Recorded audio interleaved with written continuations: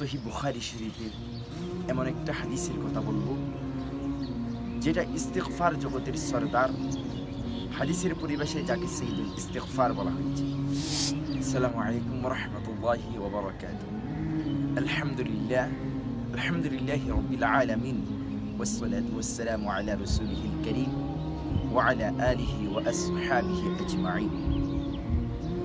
ইস্তিগফার মানে আল্লাহর কাছে ক্ষমা প্রার্থনা করা, আল্লাহর কাছে ক্ষমা চাওয়া। আমরা প্রতিনিয়ত বিভিন্ন ধরনের ইস্তিগফার পড়ে থাকি। নবী করিম সাল্লাল্লাহু আলাইহি ওয়াসাল্লাম দিনে ৭০ বারের অধিক ইস্তিগফার পড়তেন। তবে আজকে সহিহ বুখারী শরীফের এমন একটা হাদিসের কথা বলবো যেটা ইস্তিগফার জগতের সরদার।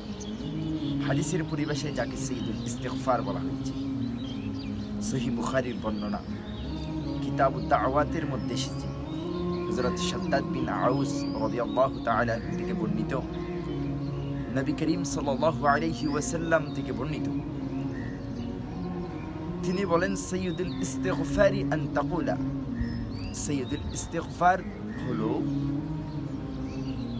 আল্লাহুম্মা আনতা রাব্বি লা ইলাহা ইল্লা আনতা খলাকতানি ওয়া আনা আবদুকা ওয়া আনা আলা আহদিক ওয়া ওয়া'দিকা মাস্তাতা'তু আউযু বিকা মিন শাররি মা সানা'তু আবু'ু লাকা বিনি'মাতিকা আলাইয়া আবু'ু বিযানবি ফাগফির লি ফাইন্নাহু লা ইয়াগফিরুয যুনুবা ইল্লা আনতা।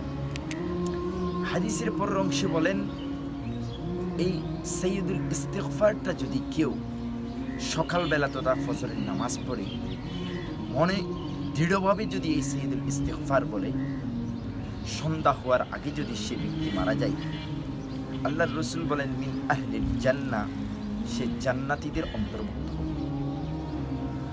আর যে ব্যক্তি মাগরিব তথা সন্ধ্যাবেলা এই সাইয়্যিদুল ইস্তিগফার পাঠ করবে, ফজর হওয়ার পূর্বেই যদি সে মারা যায়, রাসূল করিম সাল্লাল্লাহু আলাইহি ওয়াসাল্লাম বলেন, ফাহুয়া মিন আহলিল জান্নাহ, তিনিও জান্নাতীদের অধিকারপ্রাপ্ত।